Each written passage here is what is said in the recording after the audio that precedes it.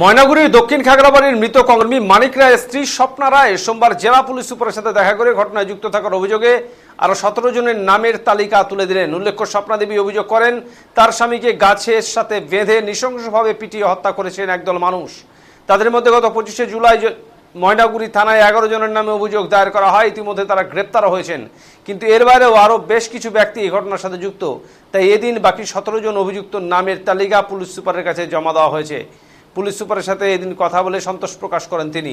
এদিন বিকেলেই জেলা কংগ্রেস দপ্তরে একটি সাংবাদিক বৈঠকের আয়োজন করা হয়। সেখানেই স্বপ্না রায় বলেন, যখন 11 জনের নামে অভিযোগ দায়ের করা হয়েছিল সেই সময় তার মানসিক অবস্থা ভালো ছিল না, তাই সেই অভিযোগপত্রে একাধিক মূল অভিযুক্তের নাম বাদ থেকে গিয়েছিল। দোষীদের দৃষ্টান্তমূলক শাস্তি তিনি চাইছেন বলে জানান এদিন।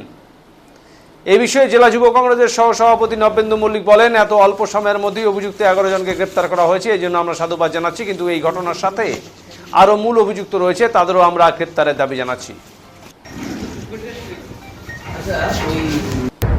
জলপাইগুড়ি এসপির কাছে এসপি সাহেবের কাছে দেখা করে বললাম, স্যার আমাকে একটু আমাকে দেখবেন।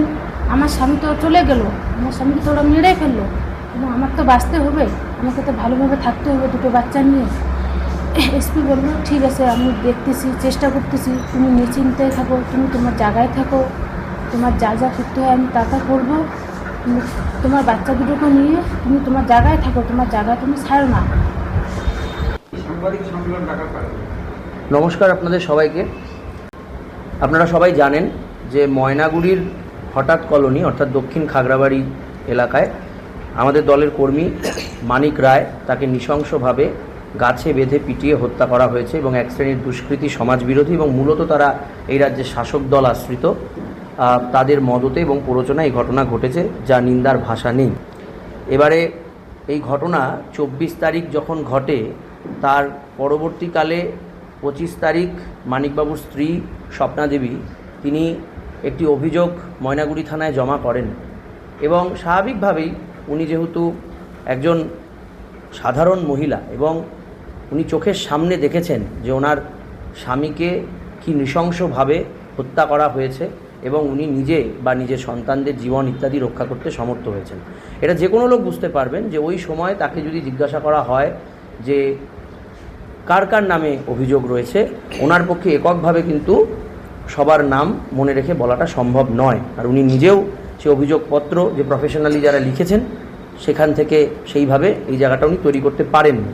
পরবর্তীকালে উনি আমাদের কাছে জানিয়েছিলেন যারও বেশ কিছু লোক, যার মধ্যে অনেকজন প্রভাবশালী রয়েছেন, যারা ওই এলাকার মূলত এই অসামাজিক কাজকর্মগুলিকে নিয়ন্ত্রণ করেন, যারা মানিকবাবুকে বিভিন্ন সময় ধমকেছেন, চমকেছেন, যারা মানিকবাবু ওখান থেকে চলে যাওয়ার আগে পরে প্রায় যে 18টা মামলা, সেই মামলাগুলোর সঙ্গে বিভিন্নভাবে যুক্ত এবং ঘটনার দিন ওই স্থানে উপস্থিত ছিলেন, এমনকি মূল অভিযুক্তও বটে।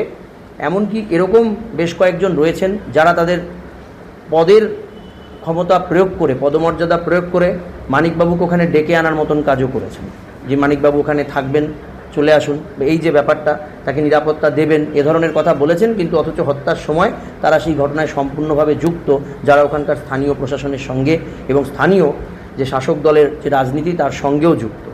এই মানুষগুলির নাম তিনি দিতে চান।